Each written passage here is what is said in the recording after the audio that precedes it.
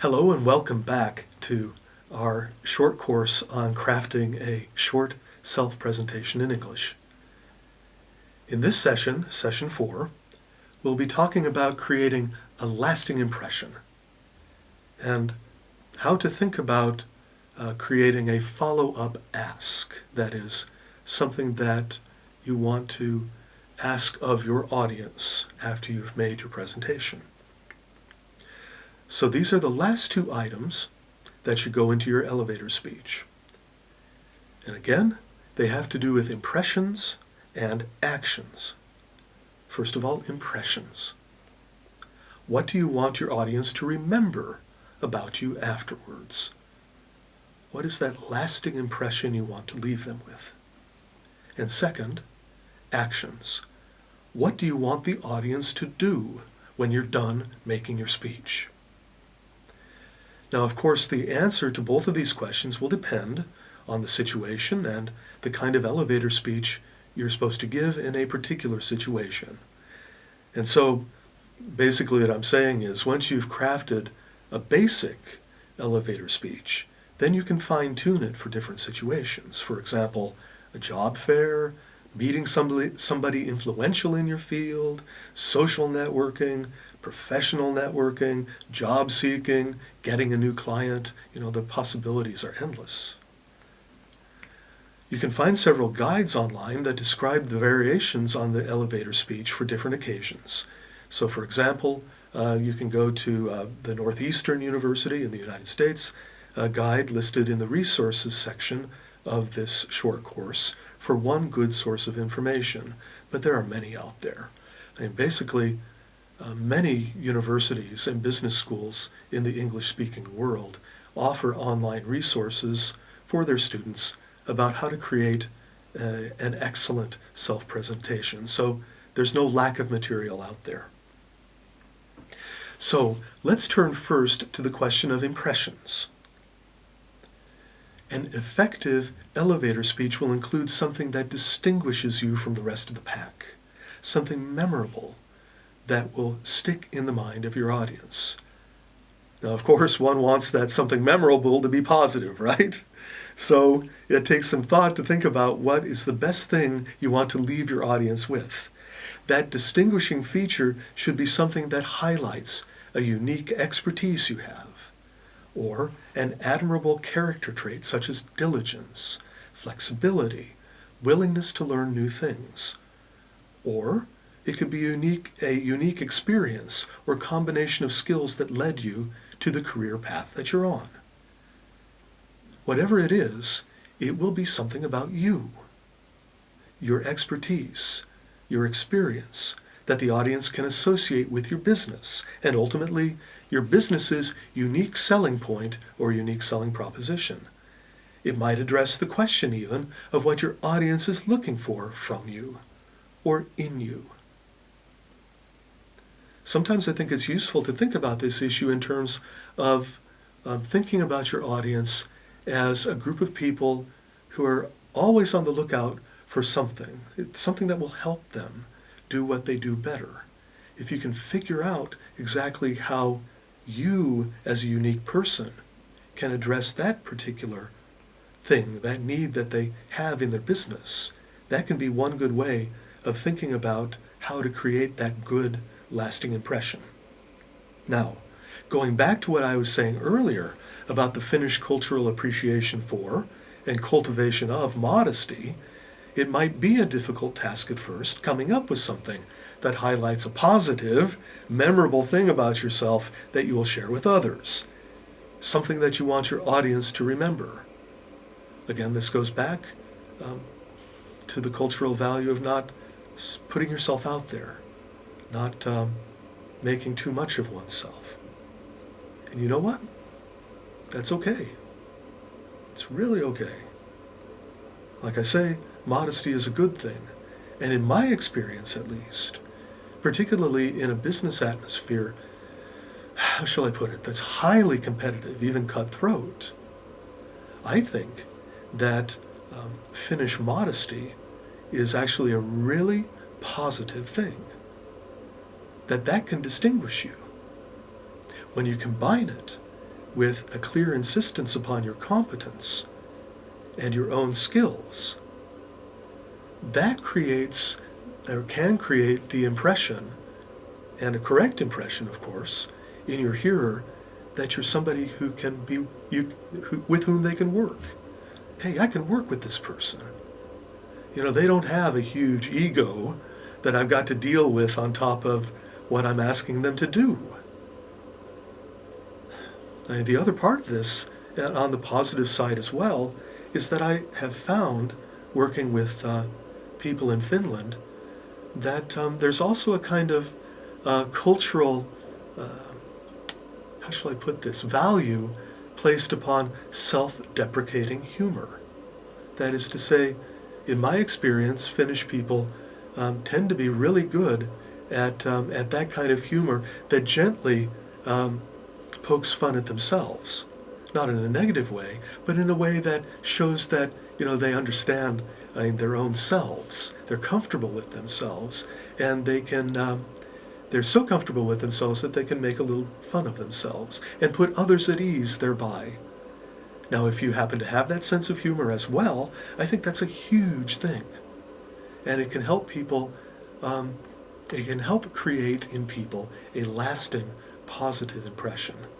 I'm speaking simply from my own personal experience, that it's a very, very good thing. And Finnish culture really stands out for that. So, like I say, it's okay if you need to think a bit about how best to put yourself forward. One way to approach it is to take some time to brainstorm. Brainstorm about that one memorable thing about yourself and about how best to say it in a way that is authentic.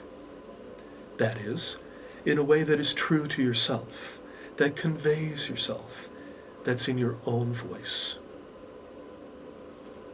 Such reflection, I think, can help you do two things. First, it helps you to think through what it is exactly that you want people to remember about you, and how to put that thing into words. That is, one sentence of your elevator speech. And two, to think through the question of how it feels to actually put yourself forward like that, to give people a reason to see that you stand out from the crowd. I can't emphasize this second dimension enough. I think it really helps to imagine yourself talking these things, saying them out loud. In your mind's eye, imagine yourself in a concrete situation. And what you would say, how you would say it, how do you feel? Give yourself honest answers to these questions and think about what you might need to do to improve, to sharpen your self-presentation in those settings. But simply the fact of imagining yourself, being able to imagine yourself in those situations, is another big step toward being able to do that in a way that's successful, that's memorable, that's effective. Second, actions. Basically, this boils down to not letting this great elevator speech you've worked so hard on land with a thud. And what I mean by that is conclude your speech with something that requires action on the part of the audience. Think of it this way. Ask yourself, what do I want the audience to do now? What do I want from the audience now? It might be any of the following things. Asking them if you can give them your business card, or request a follow-up meeting. Asking them if you can give them your resume and request a follow-up meeting. It could be an open-ended question to the audience about their work or their business. It could be a specific question to the audience about their business, directly related to what your own business has to offer.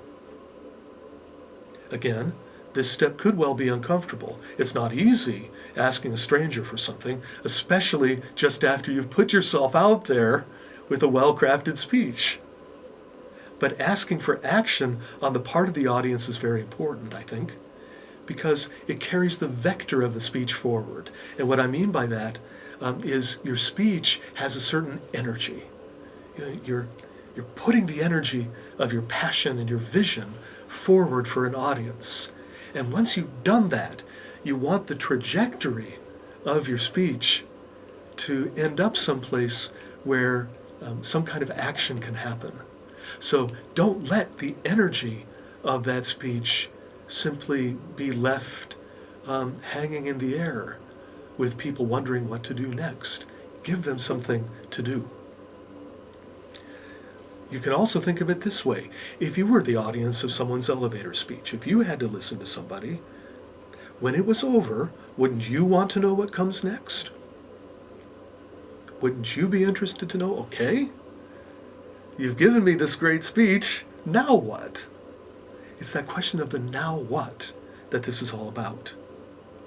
And so a good elevator speech should bring forth, should elicit that question from your audience. And the other part, of course, is that you should have an answer ready. Now, I have 3 tasks for this session 4 for you. First task, sit down with a piece of paper and brainstorm again for an hour about what you want to say in your speech, about what distinguishes you from the rest of your competitors. What distinguishes you from the pack? Think in specific terms about the kinds of audiences you want to reach and about what you have uniquely to offer them. Just write as many possibilities as you think of. Don't censor yourself. Don't think about it too hard. Just write. Write whatever comes to mind. And if nothing comes to mind, that's okay. Be easy on yourself and just be patient and things will come to mind. I promise. Sometimes it just takes a moment to think creatively, but once that starts happening, I think you'll be surprised at how many ideas that you'll come up with. When you're done, boil down your ideas to 1 sentence. So, second, task number 2. Ask yourself what you want your audience to do after they've listened to your speech. Write down as many possibilities as you can think of, based on the different situations in which you might find yourself giving your speech. Choose one ask of your audience and write it down in 1 short sentence.